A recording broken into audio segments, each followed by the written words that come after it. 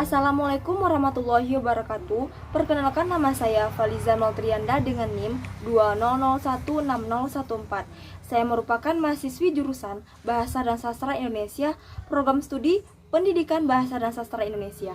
Di sini saya memenuhi tugas pengantar psikologi yang diampu oleh dosen Anindra Guspa, SPSI MA. Baiklah, langsung saja saya masuk ke presentasi saya, yaitu tentang sastra berbentuk saja atau puisi. Yang pertama, ada perbedaan puisi dan sajak dalam sastra Indonesia. Puisi dan sajak adalah dua karya sastra yang memiliki kemiripan. Kebanyakan orang yang menganggap kedua karya sastra ini adalah sama, padahal keduanya berbeda. Perbedaannya ini memang tidak secara mutlak terlihat. Hal inilah yang menyebabkan keduanya dianggap sama. Satu kunci untuk mengingatnya adalah sajak pasti merupakan puisi, akan tetap puisi tidak pasti merupakan sajak. Perbedaan berdasarkan pengertian dalam kesusastraan Indonesia terdapat dua istilah, yaitu sajak dan puisi. Kedua istilah itu sering dicampur adukan penggunaannya, misalnya dalam sajak Khairil Anwar disebut juga puisi Khairil Anwar, sajak aku disebut juga puisi aku. Oke. 1. Sastra berbentuk puisi. Istilah puisi berasal dari bahasa Belanda, yaitu dari kata poëzie.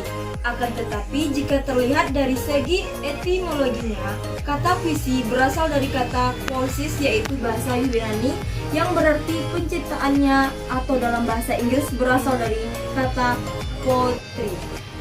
Puisi dapat diartikan sebagai bentuk karya sastra yang disusun atas kata yang indah, bermakna, dan terikat oleh beberapa aturan. Sebagai kata potri, puisi cenderung dipasangkan dengan proses. Puisi mengandung arti yang lebih umum, bahkan puisi dapat memunculkan dalam satu cerpen. Perbedaan berdasarkan pengungkapan kata, yaitu puisi mengungkapkan makna secara implisit, secara samar, dan hanya sekedar tersirat. Kata-kata yang digunakan secara dominan menggunakan majas atau cenderung memiliki arti konotatif. Puisi juga dianggap sebagai rangkaian kata-kata yang menggambarkan perasaan penulisannya. Pesan yang ingin disampaikan penyair dirangkai dengan kata-kata yang indah yang berbeda dengan bahasa sehari-hari. Bahkan bahasa dalam puisi juga berbeda dengan bahasa karya sastra lainnya, seperti drama atau prosa. Hal tersebut yang membawakan banyak orang yang menyukai puisi. Ciri-ciri puisi secara umum adalah: yang pertama, penulisan puisi dituangkan dalam bentuk bait yang terdiri atas baris-baris. Yang kedua, diksi yang dipakai dalam puisi biasanya bersifat kiasan, padat, dan indah.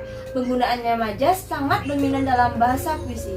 Yang keempat, pemilihan diksi yang digunakan mempertimbangkan adalah irama dan persajakan. Yang kelima, dalam puisi setting alur dan tokohan tidak begitu dalam sastra Indonesia. Unsur-unsur puisi yaitu: yang pertama ada diksi, yang kedua ada majas, yang ketiga ada rima atau unsur bunyi, yang keempat imajinasi. Jenis-jenis puisi yang pertama yaitu puisi lama, yang kedua puisi baru, dan yang ketiga puisi kontemporer. Yang kedua ada sastra berbentuk sajak. Sebuah kata bahasa Belanda juga ada yang berarti sajak kata atau gedicht.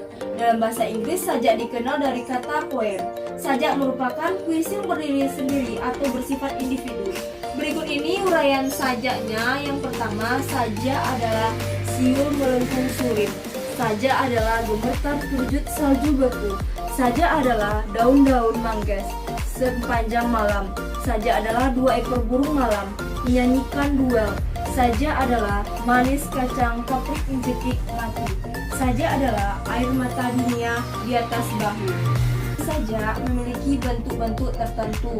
Ungkapan kata baris pada sajak disusun. Jenis-jenis sajak ada sajak awal dan sajak akhir.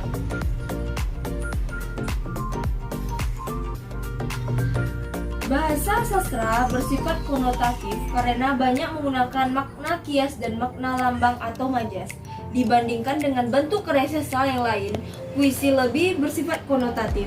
Dengan demikian, penggunaan istilah puisi di sini, misalnya kita contohkan tentang antologi puisi Chairil Anwar untuk menunjukkan jenis sastranya. Sedangkan untuk individu Sajak Aku, Sajak Pahlawan tidak dikenal. Telah dikemukakan di depan bahwa puisi selalu mengembangkan dari periode-periode ke periode selanjutnya. Puisi menurut pengertian lama, menurut Wijasurno 1984, puisi itu karangan yang terkait atau tiap bait. Puisi menurut pengertian baru, penyair baru atau modern, menulis puisi tanpa memperdulikan ikatan-ikatan yang formal seperti puisi lama. Beragam puisi berdasarkan bentuk dan diksi. Yang pertama ada puisi naratif, yang kedua ada puisi deskriptif, yang ketiga puisi fisikal puisi, yang keempat puisi platonik, yang kelima puisi metafiksikal, yang keenam puisi subjektif, yang terakhir yaitu puisi objektif.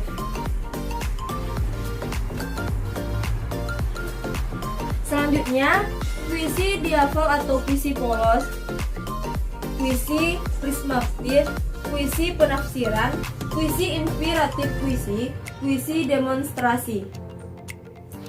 Puisi pamflet puisi ini berbaris protes sosial. Disebut puisi pamflet karena bahasanya adalah bahasa pamflet. Inilah daftar pustaka yang saya dapat referensi selanjutnya.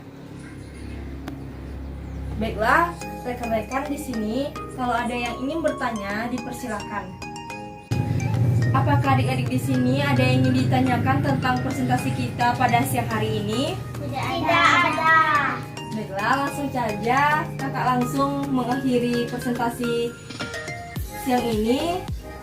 Wassalamualaikum warahmatullahi wabarakatuh.